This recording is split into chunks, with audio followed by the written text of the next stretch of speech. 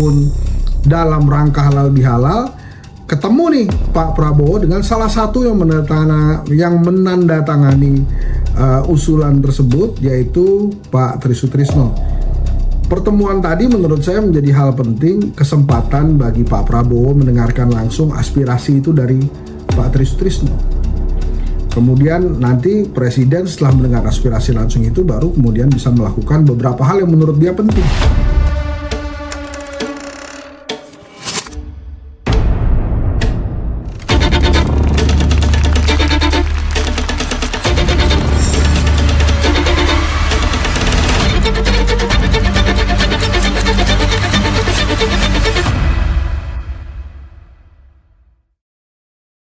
Saya berkali-kali mengatakan bahwa aspirasi dari para purnawirawan untuk memakzulkan Wapres itu tidak akan mudah gitu ya. Selain memang ada syarat di undang-undang bahwa hanya dengan pelanggaran berat saja bisa kemudian dilakukan pemakzulan, tapi tidak hanya berhenti di situ gitu.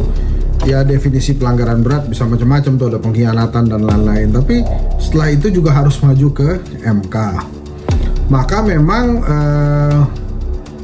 ini menjadi ranahnya legislatif. Jadi kalau kemudian purnawirawan mengajukan usul kepada Pak Prabowo, ya tentu saja jalannya sangat jauh dan masih berliku.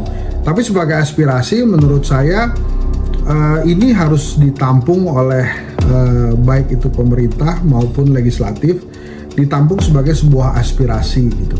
Kenapa minimal harus didengarkan dan ditampung? Supaya aspirasi ini tidak menjadi liar. Dalam ilmu komunikasi itu ada yang namanya noise, ya, gangguan-gangguan.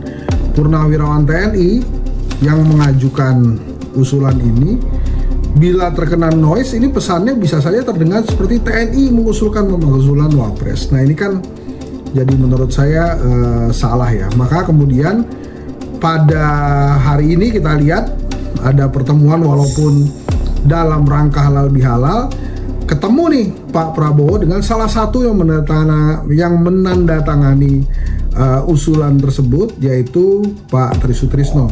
Pak Tri Sutrisno dalam usulan itu tentu saja menjadi titik poin karena dia terhindar dari segala macam tuduhan yang bisa buzzer lakukan. Ini kan buzzer itu, wah ini jenderal sakit hati dan lain-lain. Tapi Pak Tri Sutrisno ini wakil presiden, someone, ini somebody ini di Indonesia. Maka usulan itu menjadi kuat gitu ya.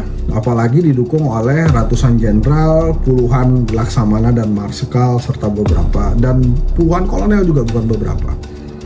Pertemuan tadi menurut saya menjadi hal penting, kesempatan bagi Pak Prabowo mendengarkan langsung aspirasi itu dari Pak Tri Sutrisno. Kemudian nanti Presiden setelah mendengar aspirasi langsung itu baru kemudian bisa melakukan beberapa hal yang menurut dia penting.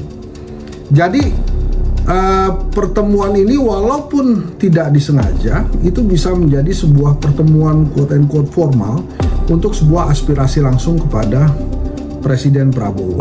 Dan Presiden Prabowo kan melalui Pak Wiranto mengatakan bahwa Presiden terbatas wewenangnya.